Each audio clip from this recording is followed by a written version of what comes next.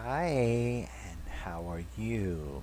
I hope you're all doing perfectly fine this evening. Are you okay? Are you all right? Is everybody okay? Good. If you're new here, my name is Rusty, and this is my channel where I talk about my favorite movies, mostly horror, and I talk about my favorite music, mostly metal, and yeah, so we are back with the third installment of this franchise as we get ready and anticipate um, the new Steam 5, which is on the way. And we are going to now move on with Scream 3. This is my second favorite of the franchise, which a lot of other people will disagree with, but there's a lot of people that don't like this movie, but I absolutely adore it. It is my number two. So we are going to talk about that. Now, Scream 3 was released in 2000, directed by Wes Craven, of course, written by Kevin Williamson. And all of our main characters are back. Courteney Cox, Neve Campbell, um, David Arquette, and our guest stars for this one is Liev Schreiber and Patrick Dempsey, Yippee, and the great and wonderful Parker Posey. And yeah, so gather around and let's have our little campfire story as we talk about Scream Tree. Yeah, sounds good. Okay, so I really love this one. Um, it's a little campier than the other Tree, in my opinion, but I like it. I like it just the way it is. This movie opens up with our opening kill, which is my second favorite opening kill of the franchise. Um, Everything about it is perfect, except I wish it was a little longer. That's the part that I wish it. For some reason, maybe it's just so good that it goes fast, but for some reason it doesn't feel long enough to me. I wish that it was a little longer, but yet it's still my second favorite. So we are reintroduced to Cotton, who is now a controversial talk show host. He is going to, he's bitching on the phone as you would expect him to be about money and position and, all of this kind of stuff. So he gets a phone call. This phone call appears at first to be a wrong number, but then she claims it's a female who claims to recognize his voice as Cotton. So he gets off the other line and starts talking to her, only it turns out to be Ghostface, who wants to play a game with him, and that game is I'm at home right now with your girlfriend, and if you don't tell me where Sydney is, then I'm going to kill her. Now, of course, he gets all macho and screws it up, as people always do in these films, and, goes off about if you hurt her, I will kill you. Wrong answer. Click. It's on. So we witness him running through, burning through Los Angeles to get back home to his girlfriend, who Wes Craven was really good about not, keeping you guessing because you don't really know if she's been killed or not when he first gets there. And he had been pretending to be Cotton with his little voice modulator. So she attacks him actually when he gets home, thinking, that he's lost his mind and is attacking her. So he tries to, calm her down, but that doesn't work. Ghostface is behind her. Ghostface kills her. Ghostface kills him, and we are through with Cotton.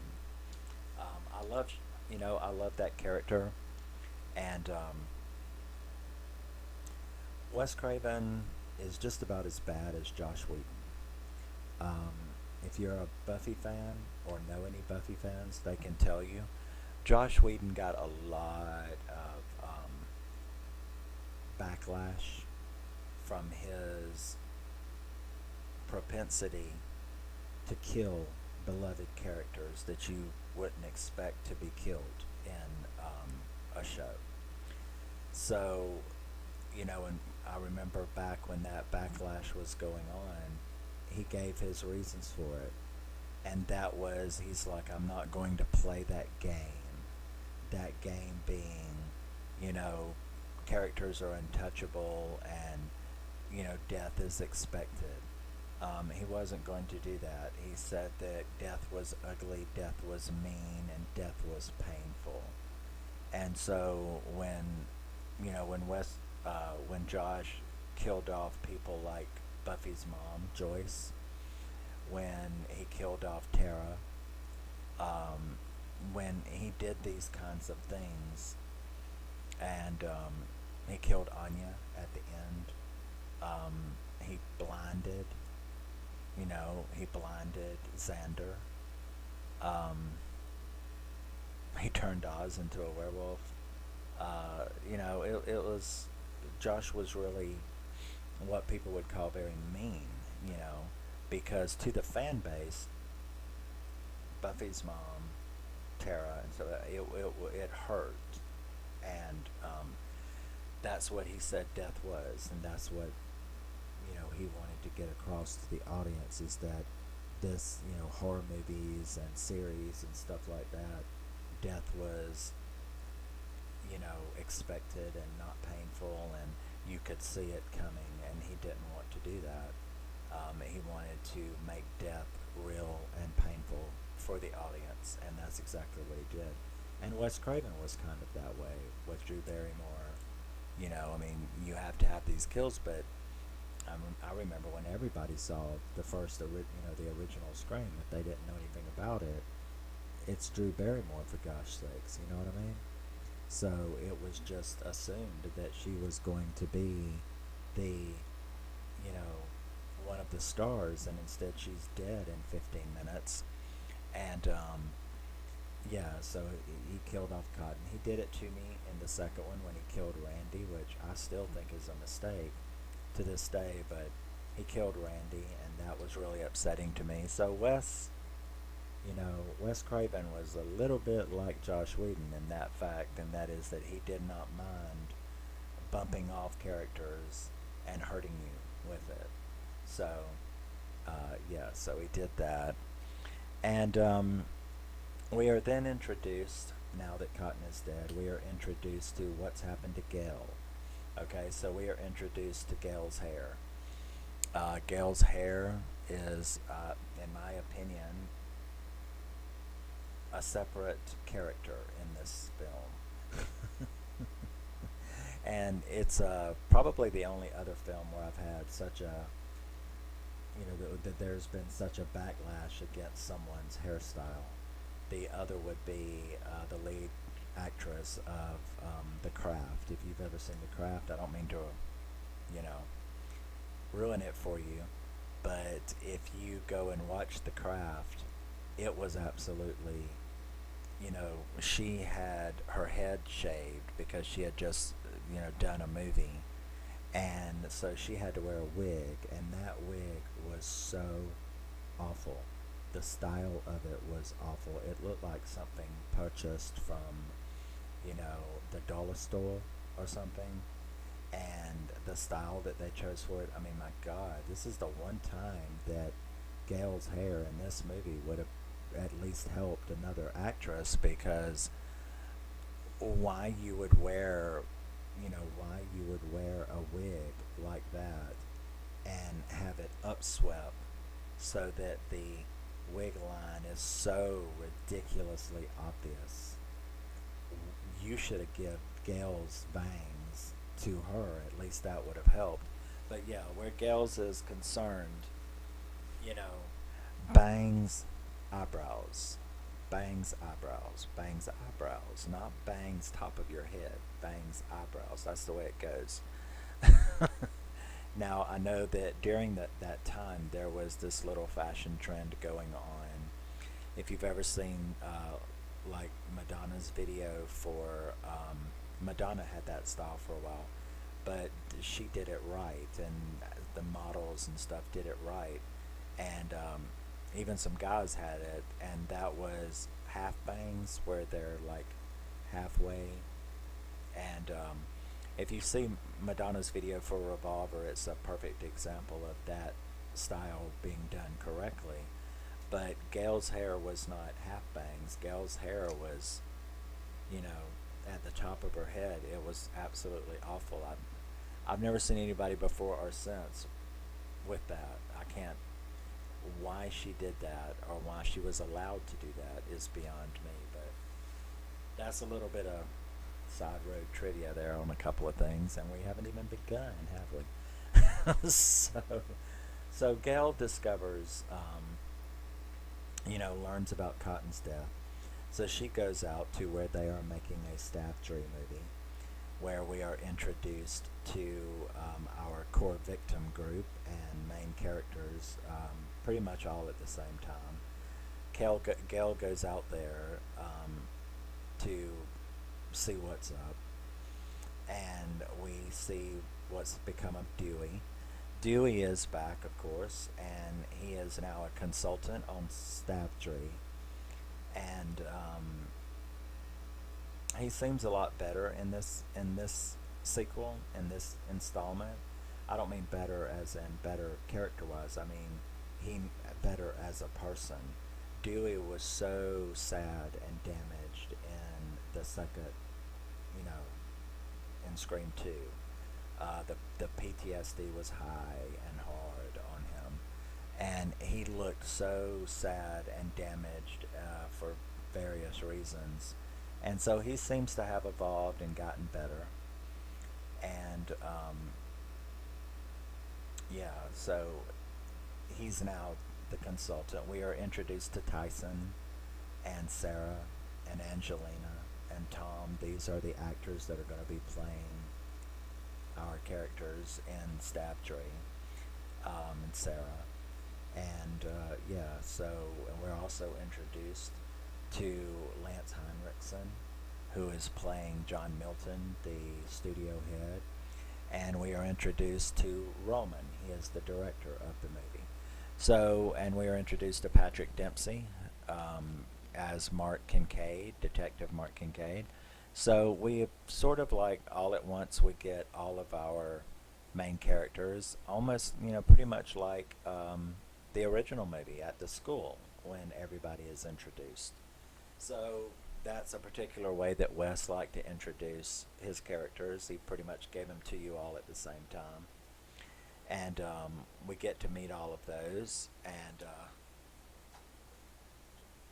it dies today. But so we're introduced to all of them, and Sydney. We're now introduced to Sydney. What's happened to Sydney? Well, Sydney is like on this fortified ranch, with the big security systems, and she lives out there along with her pooch and her little puppy, and stays to herself, and she is now a women's abuse victims counselor on the phone. So that's where she's at. She learns of Cotton's death as well, which sort of starts all the trauma back in her head, and we learn that one of her PTSD problems that she's been having is that she keeps seeing audio and visual hallucinations and dreams of her mother, Maureen. So this has all kind of brought it back. One thing about that, Wes really never lets you know which ones are real hallucinations and which is someone fucking with her, because later on you get to see that some of them at least are real and, being done to her. So now that we have been introduced to everyone and sort of seen their evolution, the real story begins. We are introduced to the first kill besides Cotton and his girlfriend. We are introduced to Sarah gets killed. I don't know why I keep saying introduced to them, but we get the Sarah kill, and I liked that kill a great deal. I loved when she went to the storeroom with all of the Scream, with all of the Scream ghost-faced costumes. I thought that was pretty cool. It's been that particular trope has been done in other movies like iRobot. When he was in the room with all the identical robots. There was an old Genevieve Bajoun movie called Coma that has a similar scene, but they did that really well. You couldn't really tell which one was the real one until it happened. So I was okay with it. I mean, I think they could have done it a little bit more, dramatic. They could have had a little bit. It was pretty quick, and it was bloody, but I mean, it was really nothing spectacular. It wasn't a like spectacular kill, but it was fine. So we are also introduced at that time to Parker Posey, who is playing Jennifer. She is going to be playing Gail in the Stab 3, and she's not all too happy about it. It's like a step down for her, but at least we didn't have Tori Spelling back, so that was good. So Sydney, of course, has started to get more upset. We have a scene with Sydney and her dad talking about, things. We get to see one of Sydney's really bad, you know, nightmares about her mother, who keeps basically telling her that she's poisoned, she's bad, that everything she touches, which is a normal way for, a lot of people feel that way. So for it to be being expressed that way is pretty understandable. Um, Back at the set, now that there's been two deaths, or three, we keep forgetting about Cotton's girlfriend, but um, Dewey and Gail sit down and try to theorize, what could be going on. Shortly after that, he goes, they go away for the evening, and she discovers that one of his other duties is that he is actually living in a camper, in a caravan, or camper in America, um, on her property, on Jennifer's property. And you see this jealousy in Gail, which shows you how their love-hate relationship is continuing to go on. So that's kind of pretty funny.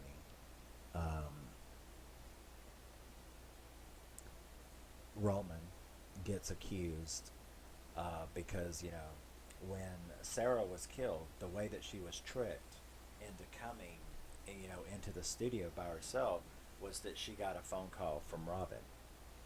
Well, Roman, so, and supposedly called her, but he didn't. That was Ghostface. And so he kind of gets accused and taken down for questioning, so he's none too happy.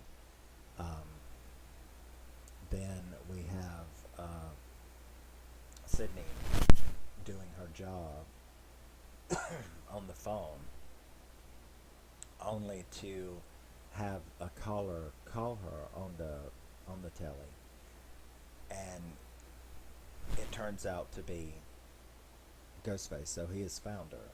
So that kind of sends her into freak out mode as well. Um,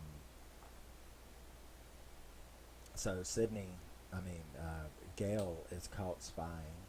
She has went to, because Stab 3, the production has been shut down. So you have Angelina and Tom and Gail and Jennifer, and Dewey.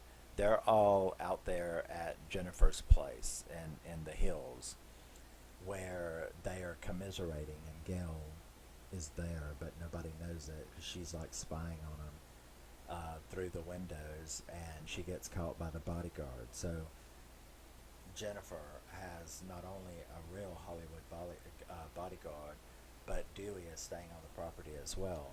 So Gail is brought in, and then we have them, this little group, for the next, I guess what you call the next act of the movie, is just them. So there's a lot of banter that goes on there, and we get the bodyguard kill. The bodyguard thinks he's talking to Dewey on the phone, and he's going through Dewey's, because everybody, of course, is suspecting each other. So he's going through Dewey's camper, and he gets a phone call from what he thinks is Dewey, but it's not. It's Ghostface, and Ghostface kills him. He ends up being able to walk to the front door where Gail and all of them are in there having a lot of funny banter, where he drops dead, and the phone rings, and they realize that it's the fax machine that's ringing, and they start reading printouts of what's being faxed to them.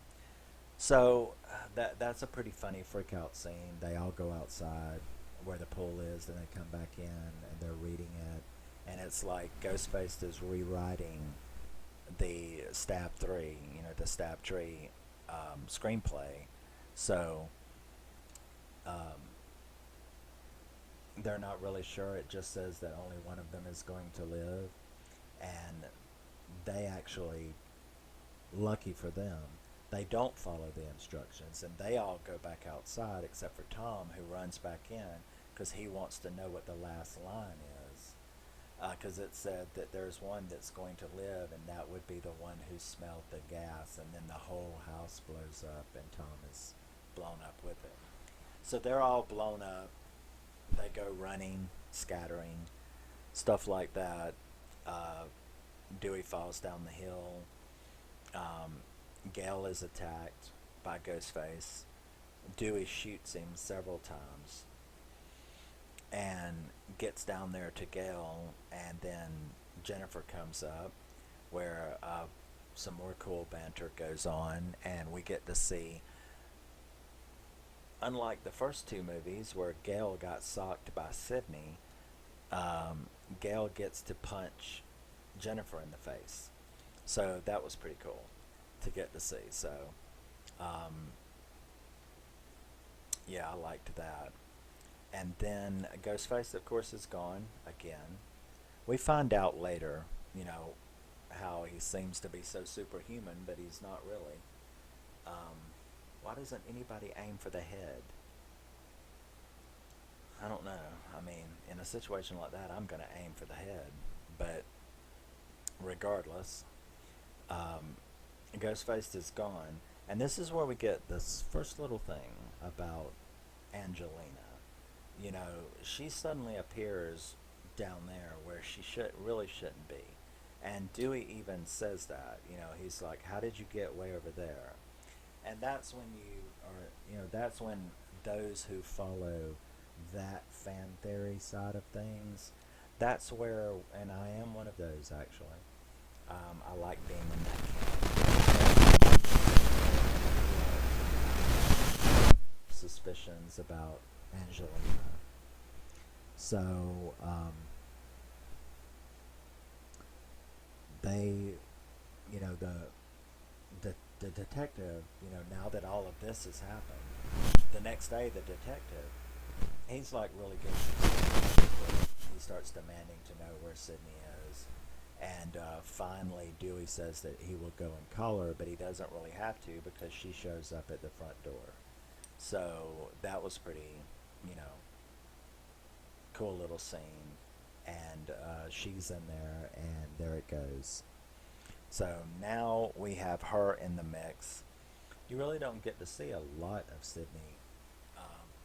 She's like, in almost every one of these movies, she's like had less and less screen time, which is kind of weird, but at the same time, the other characters are so great that you don't really know it, and I don't think it really matters that much. It doesn't really matter as much to any of Scream fans that I know. So, as long as she's there for the main stuff, then it turns out to be okay.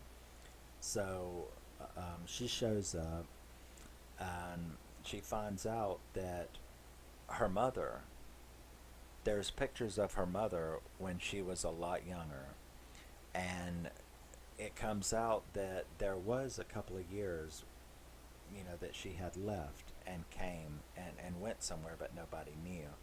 So now it has been sort of discovered that she was out there.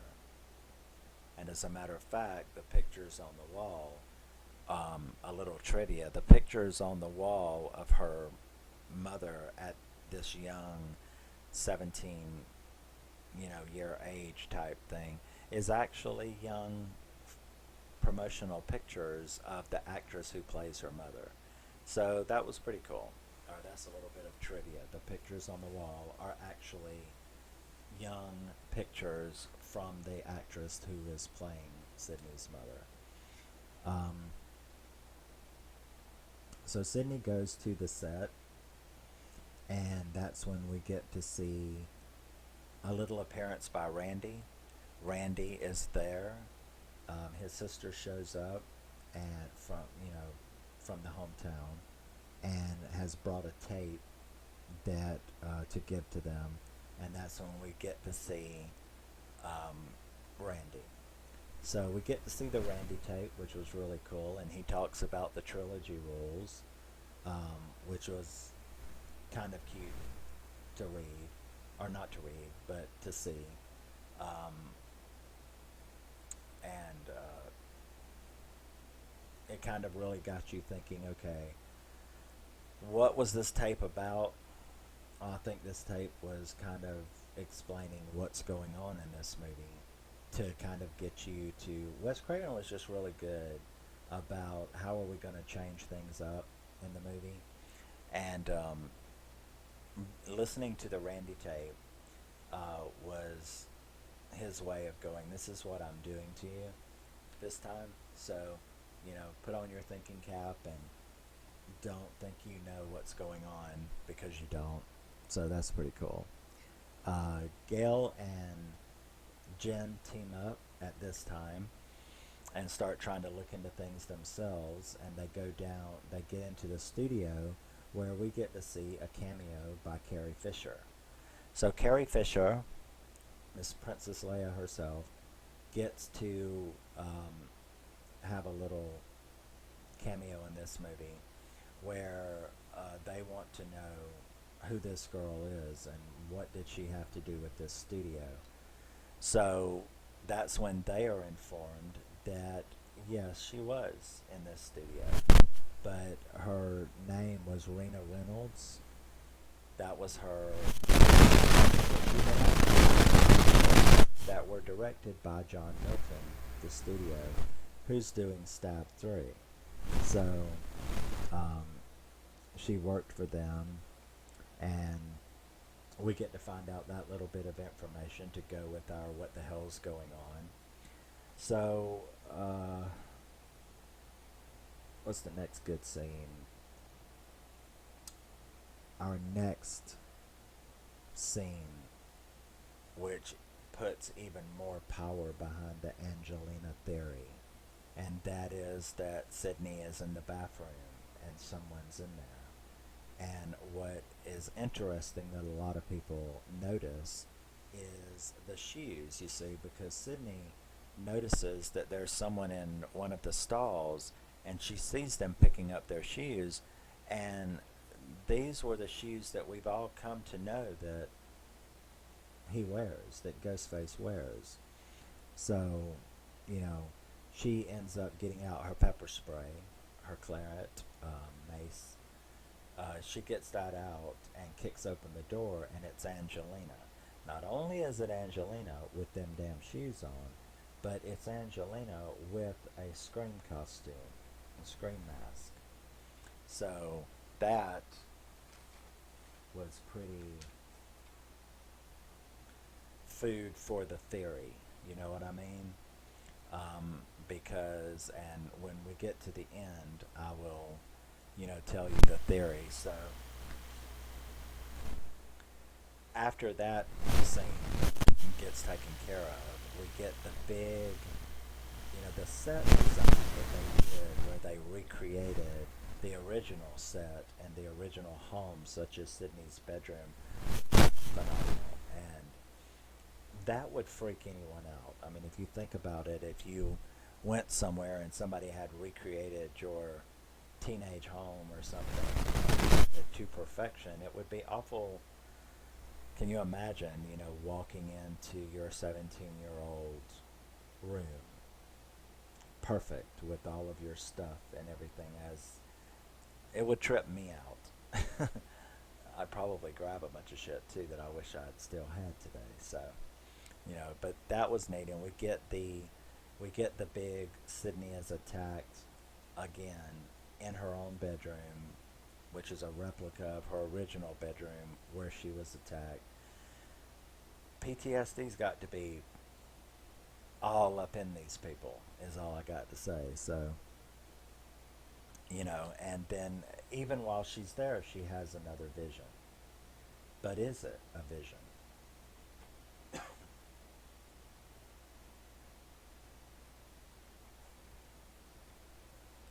I wish allergy medicine worked on me. But yeah, so that is a fantastic scene, and I love that scene.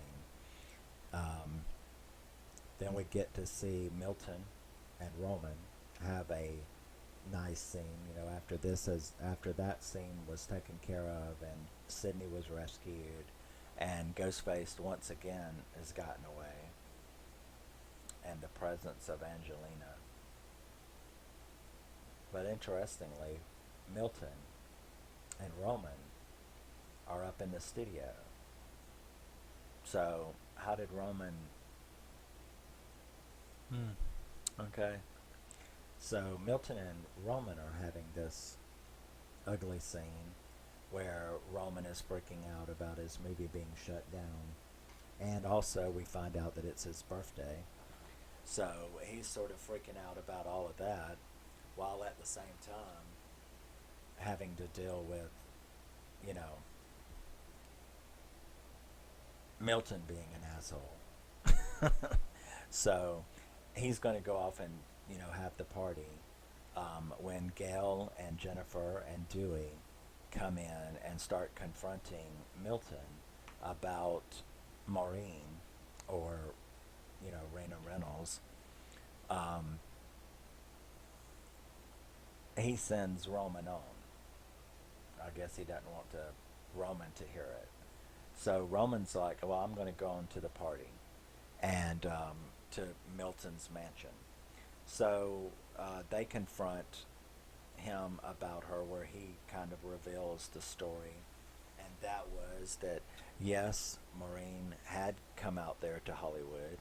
Yes, she had been in some of his movies. Yes, he recognized who she was when he was, given this stab series. And then he admits that when she was out there, she had gotten mixed up in the Hollywood scene and had been terribly assaulted, um, and had left and went back home after going through what she had went through. So we have found this out now, that Sydney's mother made a bunch of horror movies, or not a bunch, but she made 3 or 4 horror movies with him. She had gotten horribly assaulted in the Hollywood scene and had left and went back to her hometown. So,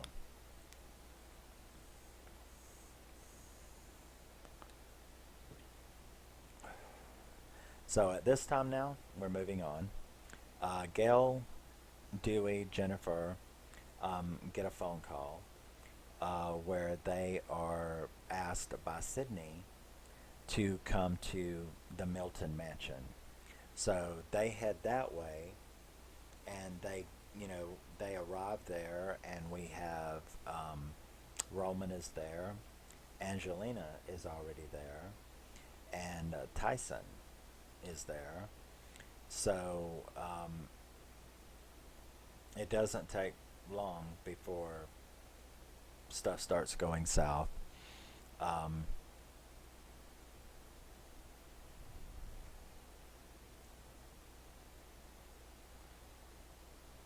who was it? I was trying to think. Who was it that went to the basement with Roman? Roman leaves and goes to the basement with Jennifer, I believe. When they get down there, um, stuff starts going haywire. He finds like a coffin, and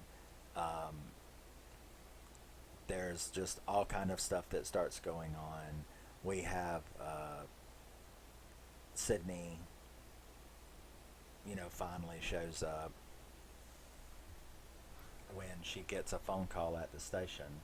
So while, you know, all of these attacks are going on at the mansion, Sydney gets a phone call at the station telling her that Ghostface has taken Gail and Dewey hostage because Angelina is supposedly killed because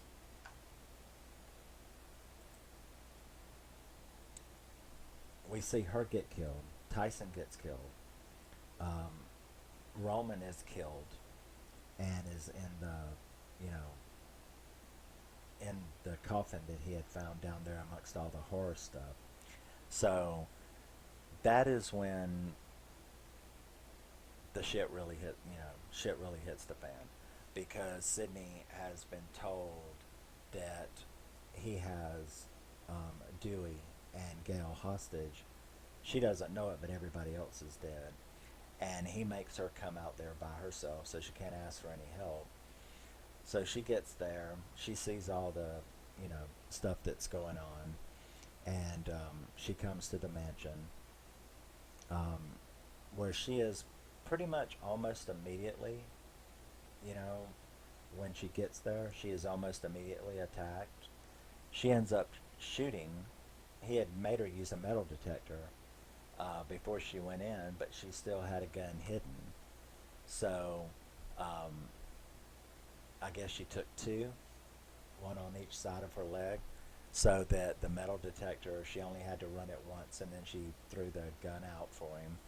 So when she's attacked, she shoots him like 3 or 4 good times right in the middle of the chest. Then she turns around to free Gail and Dewey, only to get partially done before she turns around and Ghostface is gone. Not only is Ghostface gone, but a few minutes after that, after she starts, getting them untied, Kincaid just shows up. But how did he know? So, Wes Craven threw a little suspicion towards Kincaid a couple of times. That Sydney, but if you were Sydney, wouldn't you be paranoid of everyone? So that's kind of understandable. But so a little suspicion was thrown his way. But he puts his gun away and he's like, I'm here to help. Ghostface comes back in. There's a bunch more attacks, which is really good. This whole final act was really, really good to me, and to those of us who like Scream 3. But Kincaid gets knocked out, and the big chase is on. Like in every horror movie, you have to have, the big chase. So, despite the fact that she has shot Ghostface, he has disappeared. Comes back and attacks again. There's the big chase. Now, during that big chase, Sydney stumbles upon the secret room and goes in it, and Ghostface is already there. When she turns around to try to get out, he locks all of the doors, and that's when we have the big Wes Craven reveal of this movie, and that is that that Roman is the killer. Gave you a little anticipation there. But Roman is the killer, and he starts laying out the reasons why. So it turns out that he is the product of that assault when she was out there, and that she had ran off, went back home, and left him there. Either, I guess, she would have, now that I think about it, they didn't really say. Was he adopted out? Just abandoned with a friend? I don't know. I assumed that he was put into foster care or or something. But they never really go into that part of it. So he explains that he has been the cause of all of this from the very beginning. That he had spent years looking for this Raina Reynolds actress who was his mother. Tracked her down to the original town, to the hometown, where he presented himself to her and she rejected him, said that he wasn't hers, that he was, and that had to hurt. So that is what, kind of drove him crazy and made him turn to murder. That he had begun watching her, filming her. He's the one that had filmed her with Cotton. He is the one who had filmed her with Billy's dad. That he had then approached Billy, told him everything, and like a director would, directed the whole thing from the very beginning. He is the one who told Billy all of this information and caused the original murders to take place in the original movie. So it all came full circle, just like what Randy had said in his rules in the Randy tape that they all listened to. So that was pretty cool. And then we have the big boss fight. I always call it that, just like with the Resident Evil movies. It's the boss fight. So Sidney and Billy are the bosses, and that's the big boss fight. And a very good one at that. So,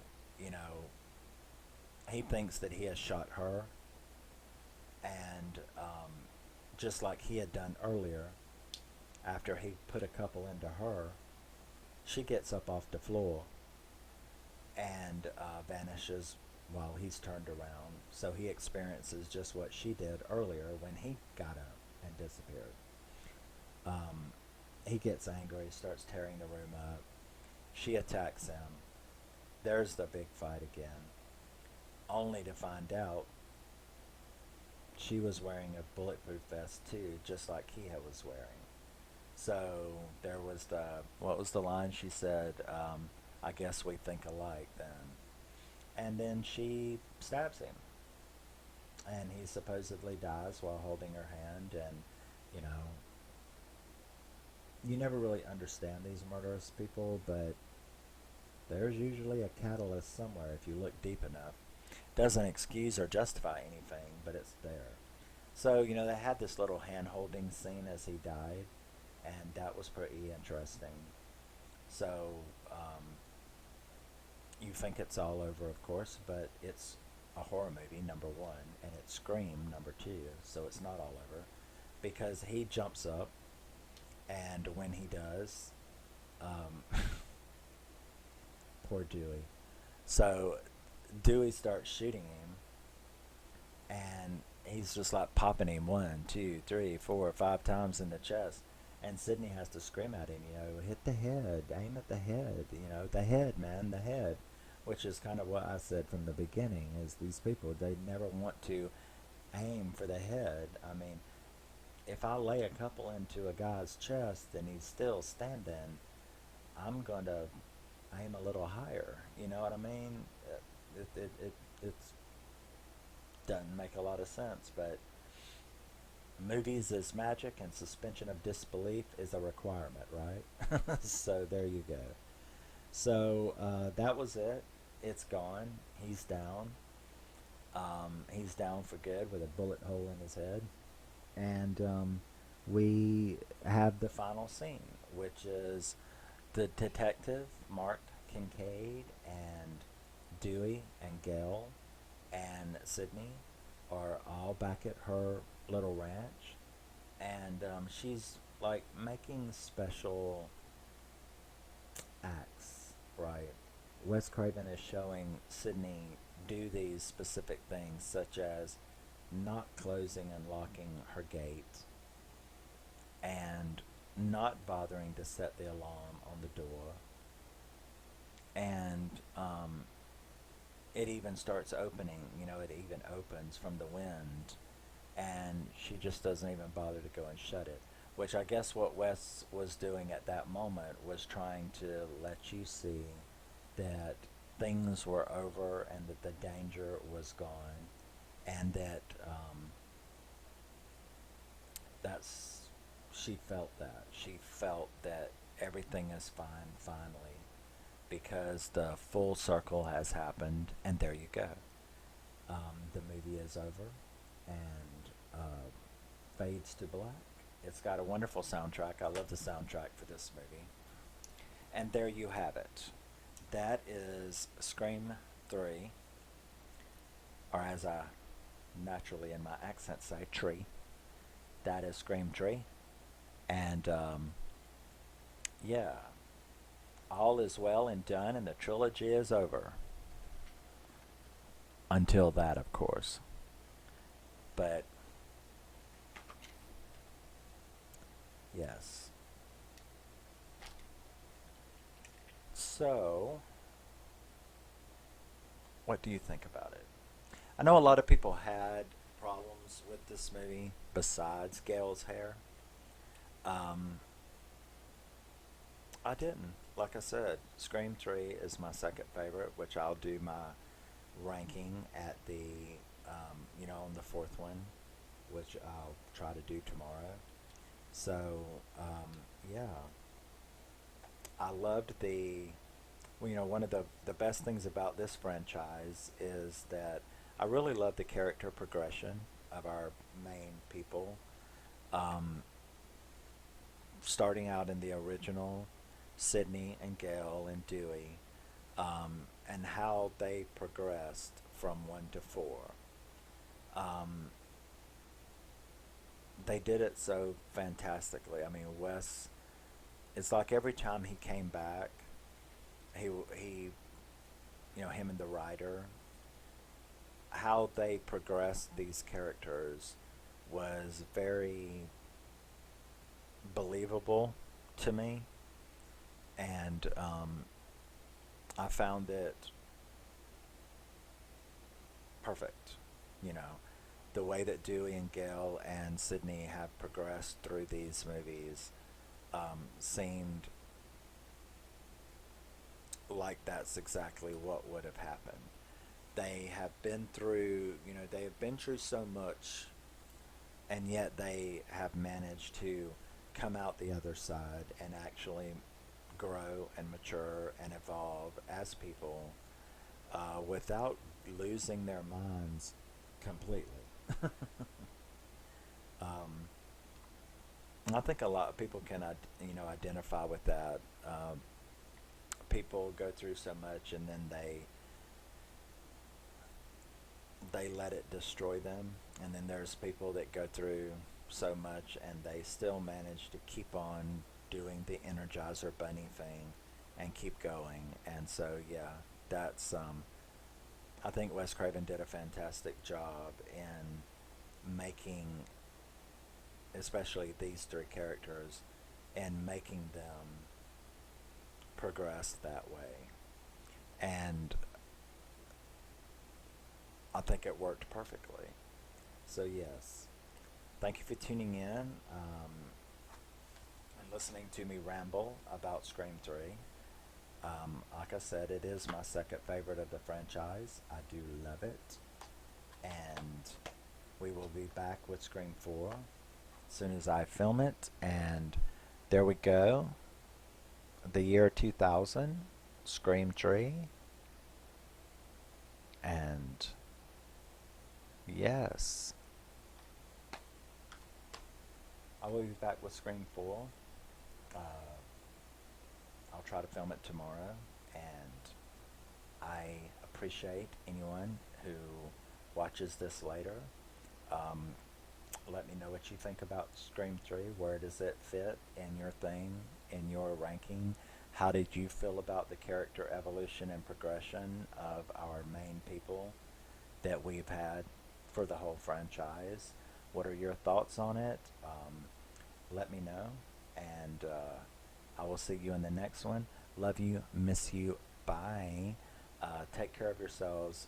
You're all very, very important to me and to yourselves, even if you don't think so. And stay unique,